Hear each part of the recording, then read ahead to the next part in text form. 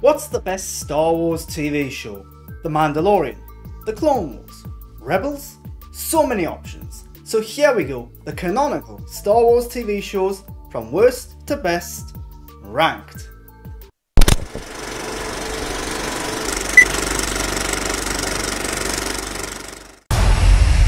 The Force is with me.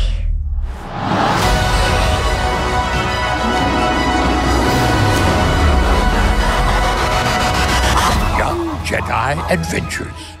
Young Jedi Adventures on Disney Plus is a Star Wars show for a very specific audience, and that's why it ranks so low. It's a Star Wars show for children, and it serves as a very charming, colourful introduction to the galaxy.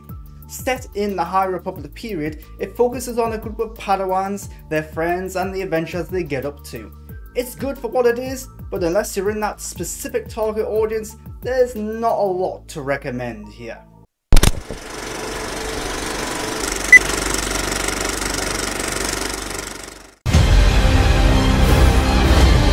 Frowny faces! After her! Kaz, I'd fight alongside you any day. That is a truly amazing plan!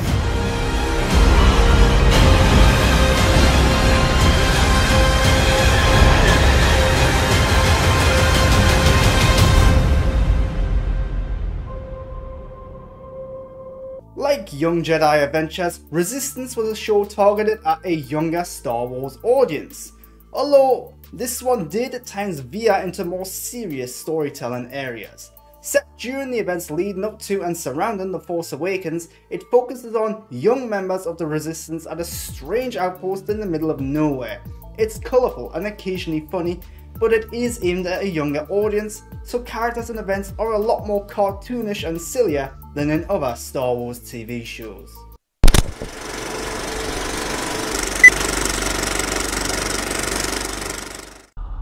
What is that?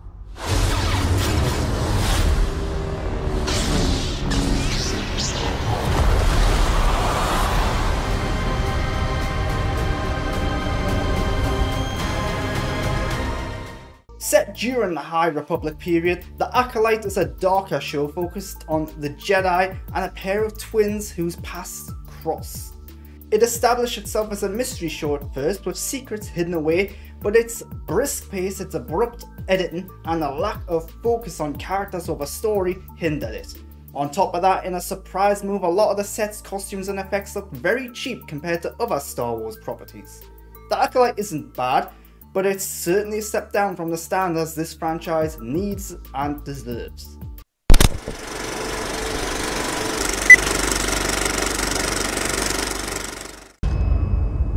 If you had spoken such insolence to Jabba, he'd have fed you to his menagerie. Please. Speak freely.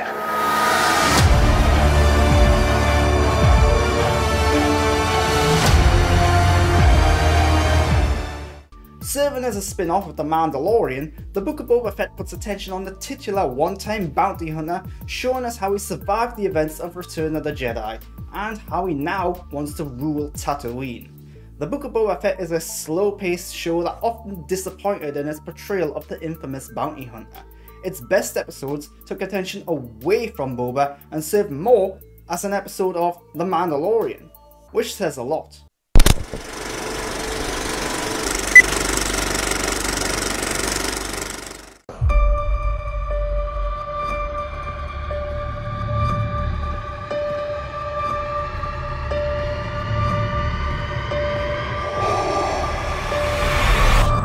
Long live the Empire!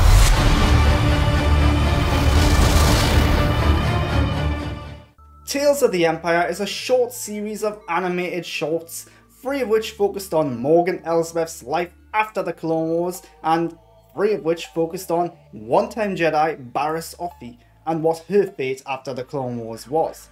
Boasting fantastic animation and voice acting, these shorts filled in little gaps here and there, but only the Barriss Offee ones truly felt essential to the larger lore, filling in noticeable loose ends.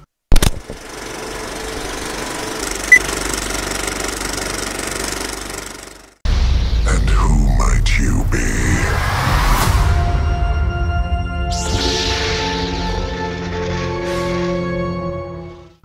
Tales of the Empire, Tales of the Jedi has 6 episodes of short animation, 3 focusing on Dooku before his fall to the dark side, and 3 focusing on Ahsoka. The Dooku episodes were fun and fascinating, telling a much needed story about one of the prequel's key characters.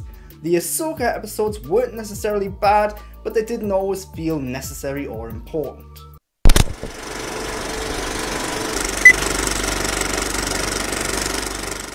We do what we do.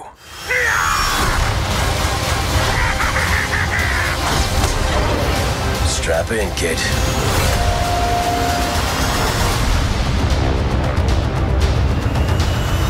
After the events of the Clone Wars, what happened to the clones? The Bad Batch tells us the answer, exploring the fate of the army and focusing on a group of genetically modified clones. What does the soldier born and bred for combat do when the combat's gone? The Bad Batch was good at exploring these themes and ideas, but it was sometimes let down by a slow pace and a lot of filler episodes.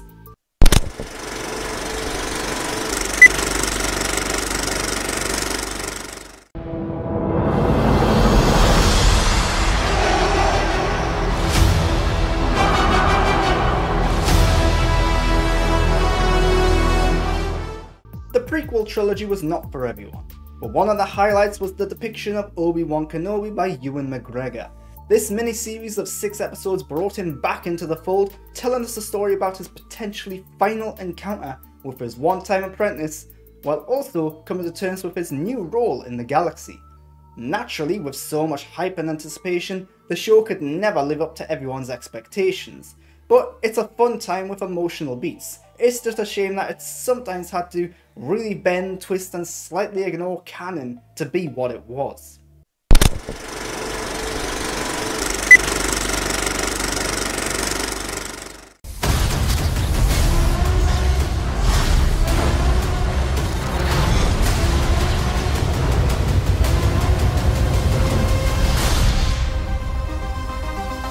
Following from the events of The Mandalorian and presumably leading up to the events of the upcoming Dave Filoni's Star Wars movie, Ahsoka is a live-action show about the titular one-time Jedi and her attempt to rescue her friend Ezra, while also thwarting the remnants of the Empire's attempts at bringing back Grand Admiral Thrawn. It was a good show, albeit slightly slow, setting up some cool mysteries. Like Obi-Wan Kenobi, expectations impacted its reception, but for fans of Rebels and the Clone Wars, this was a must-watch.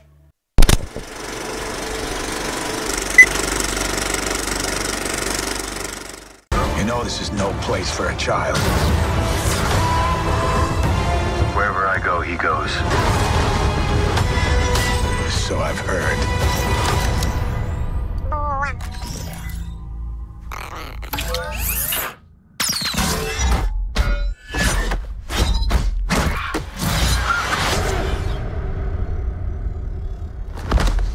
This is the way.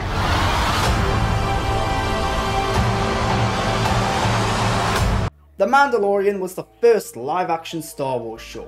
It had to deliver. The fact that we now have so many other live-action shows meant that it did. Set after the events of Return of the Jedi, The Mandalorian was all about a bounty hunter who befriends and cares for a young alien he was supposed to capture and sell. It has a lot of standalone fun adventures, but eventually started to tie into the larger canon of the franchise and fill in some gaps here and there. The Mandalorian was a great show and an example of Star Wars pulling material from comics, books, legends material, and more to tell a modern Star Wars story.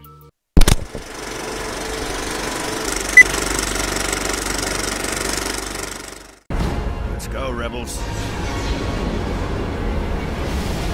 Full-scale bombardment of the city.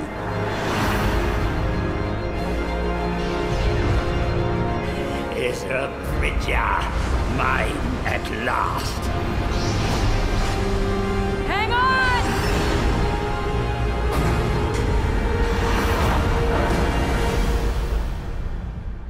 I know what we have to do now.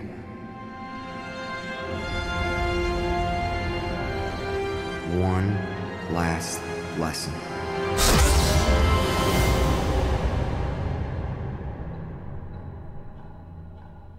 The first Star Wars TV show under Disney's ownership was Rebels, set before the events of the original movie about a small ragtag group rebelling against the Empire who eventually go on to form a part of the larger rebellion. Rebels served as a connection of sorts between the prequels and the sequels, with a great cast of characters, good animation, voice acting, and some pivotal new Star Wars events and lore. Its art design was not for everyone and it didn't really kick into gear until season 2, but this is a good Star Wars TV show.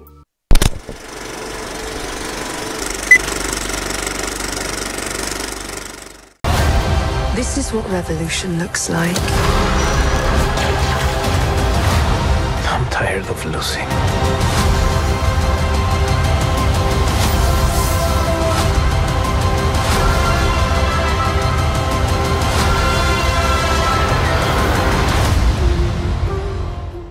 Who'd have thought that a TV show all about a rebel assassin featured in Rogue One would be so good?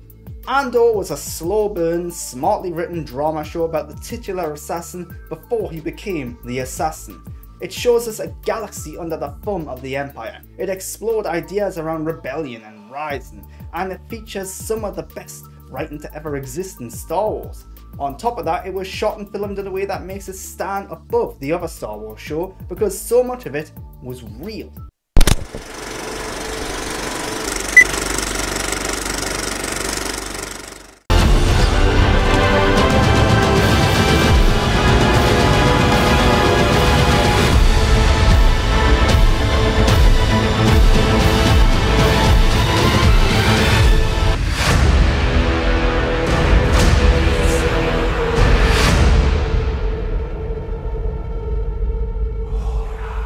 The Clone Wars was all about the 3-year period set between episodes 2 and 3. It highlighted the clone soldiers, giving them unique identities and personalities. It showcased grand battles, events and stories, and it introduced us to Ahsoka Tano, one of the best Star Wars characters. Its animation was rocky at first but grew and developed into something truly impressive. Its storytelling and characters matured throughout its run as well, with dives into darker, more serious Star Wars storylines. Some of the best Star Wars content we've ever gotten was in the Clone Wars. That's my ranking. What's yours? Let me know in the comments and feedback down below, and follow me everywhere at _Grant Burton. Until next time though, thanks for watching.